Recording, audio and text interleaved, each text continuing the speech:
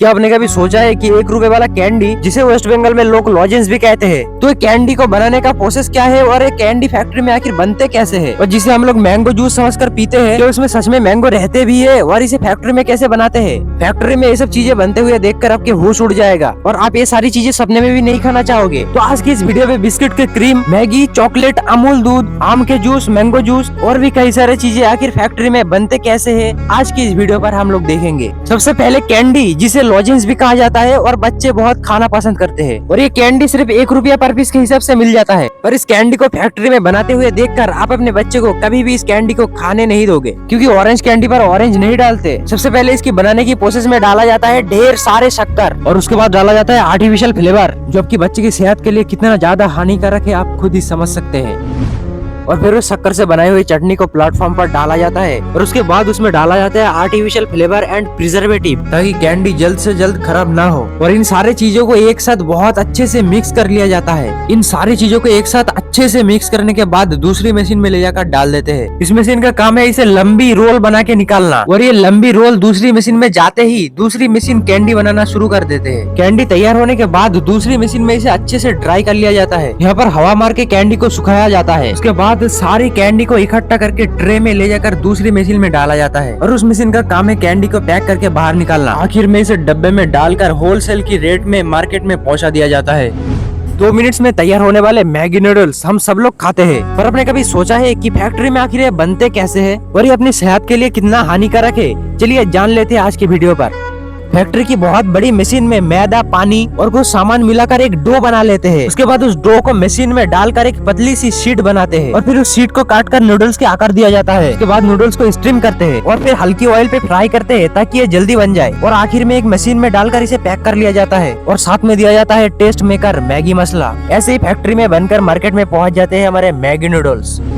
Maggi noodles एक आध बार खाने से कुछ बिगड़ते नहीं, पर ज्यादा खाने पर आपकी पेट की बीमारी हो जाएगा, क्योंकि इसमें सोडियम बहुत ज्यादा रहते हैं और प्रोटीन बहुत कम रहते हैं। इसे ज्यादा खाने पर आप गुब्बारे की तरह बन जाओगे। एक समय पर इस मैगी को लेकर इंडिया में बहस छिड़ गए थे। 2015 में Maggi noodles band in India. Maggi ना ही खाओ तो अच्छा है, फल फ्रूट खाओ, सेहत के लिए बहुत अच्छा होता है। मैंगो जूस समझकर हम लोग जिसे गर्मी में पीते हैं, पर उसमें मैंगो होता भी है या नहीं, और इसे फैक्ट्री में आखिर बनते कैसे है, चलिए जान लेते हैं आज की वीडियो पर।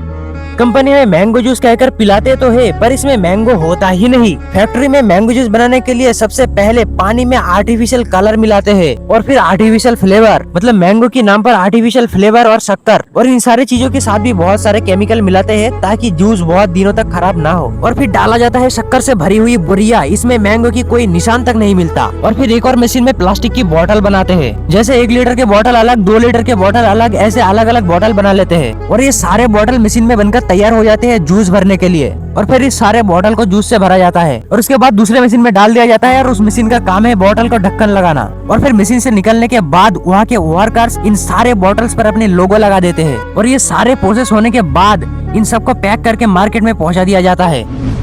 हमारे यहाँ इंडिया में कुछ स्कैमर आ चुका है। गुजरात के एक वीडियो पर देखा जाता है कि गुजरात के कुछ लोग फेमस ब्रांड जैसे कि कोका कोला, पेप्सी, ऐसे ही कुछ फेमस ब्रांड की कोल्ड ड्रिंक्स बना रहे हैं, पर बिल्कुल अनहाइजेनिक तरीके से। इन लोगों के पास कुछ भी नहीं था, अनजान चीजें मिलाकर बोतल भरते हैं, बिल्कुल असली कोल्ड ड्रिंक्स की तरह। ये सब नकली चीजें खाने के बाद आपके शरीर में सीरियस इशू हो सकते हैं। यहाँ पर देख सकते हैं ये सारे स्कैमर्स अपने ही फैक्ट्री बना चुके हैं, और ये सारे नकली कोल्ड ड्रिंक्स दिखने में बिल्कुल ओरिजिनल लगते हैं।